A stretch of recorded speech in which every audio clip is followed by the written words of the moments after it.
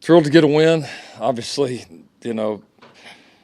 not real enthused that we, let the game get a lot closer than, we're going to feel like that we should have. But, like I told the guys in there, I mean, you go back and you watch videos of championship teams after the fact and they recap their seasons or what it was like. And a lot of times you have in your head that everything went perfect and everything went right and smooth and played great all the time. And most of the times you have a couple of very, very defining moments and tough games, tough situations you have to overcome. And, we did tonight.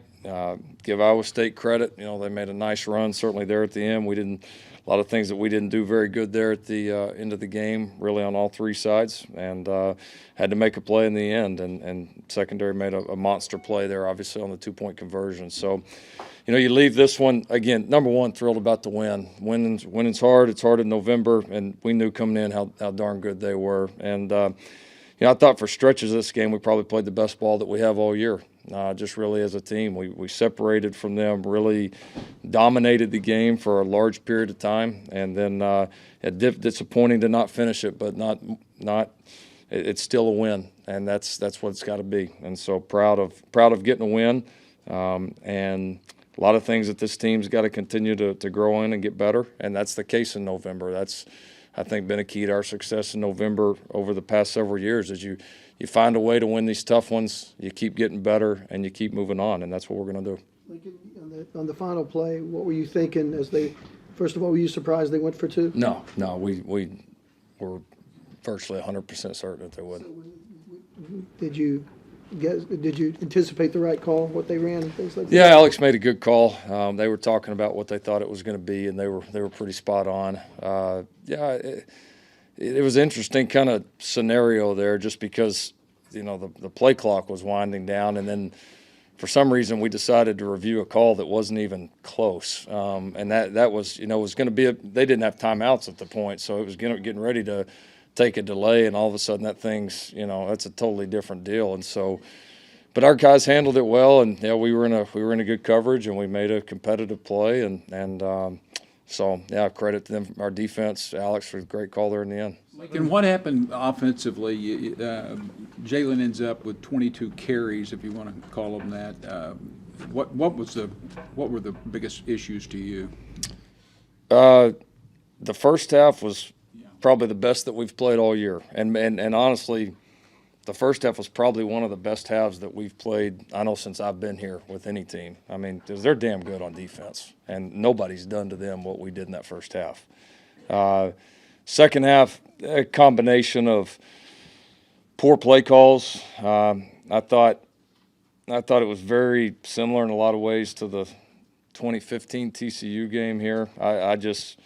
I didn't do a good job with our guys. Got away from a few things that were working, and that we needed to continue to do as far as aggressiveness. And so bad by me. We had 2 turnovers, that were huge plays in the game, and then we made several mental errors. We just did. It was kind of bad by all of us. And when you play defense that's good and you don't coach very good in a half and you don't play very good in a half, you're not gonna do much, and we didn't do much there. But it was I didn't think really they played defensively exactly like they did in the first half. I mean, they didn't change anything. We didn't play nearly as well, and we didn't coach nearly as well. Is there any common theme between the second half of today and the middle 2 quarters of the 2 weeks ago? You talk about guys not playing well and bad calls by you and stuff like that. Any other common theme?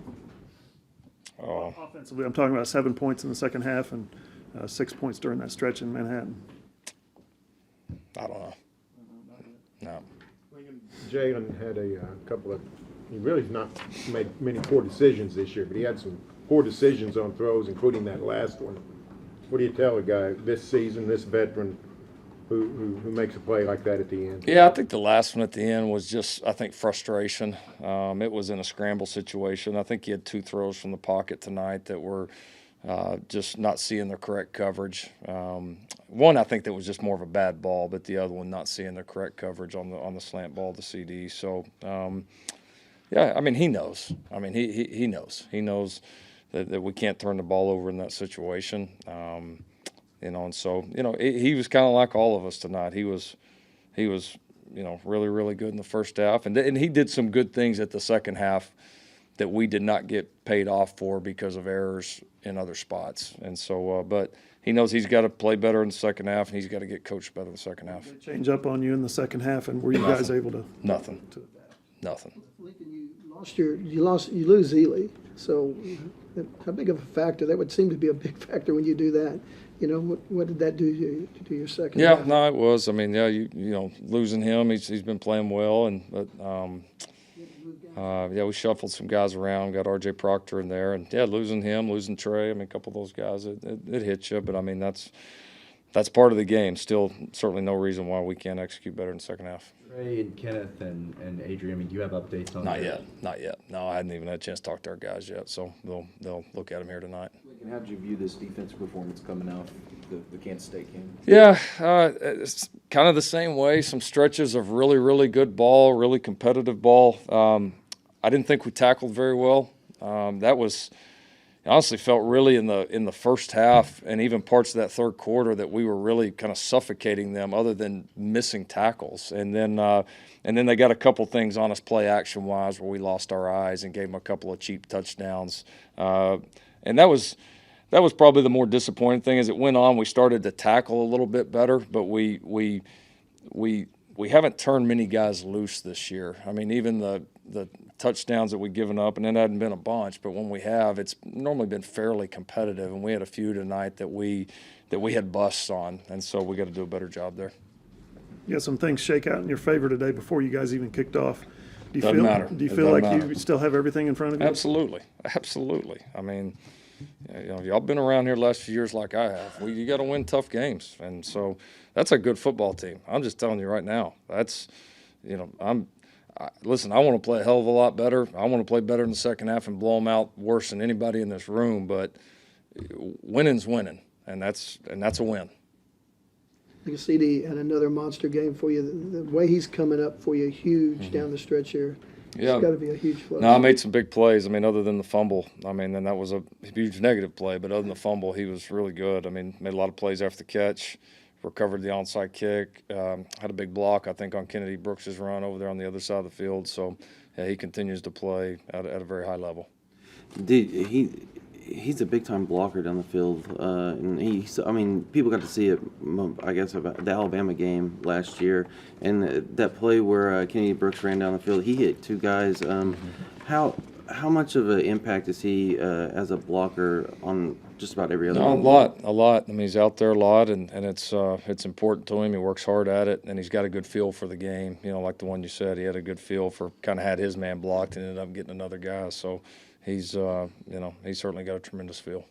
Lincoln, you got Kennedy Brooks going well today. How much did that impact your game? That was good. That was good to get him going. Thought he ran well, really, really close to popping a few more. But I thought we took some strides in the run game. Thought he ran extremely well. Defensively, that's the first turnover, I guess, in several games. Does it feel like it's kind of a relief for the players? Do they feel relieved that they finally got that one on their back? And it was one that they can actually look to, and it was a game changer. Yeah, that's the big thing, is when it came. When it came at a time when we had to have it, and so, no doubt it was a big one. I mean, there's no doubt about it, and hopefully that kind of opens the floodgates for us. Did you feel like you protected well today?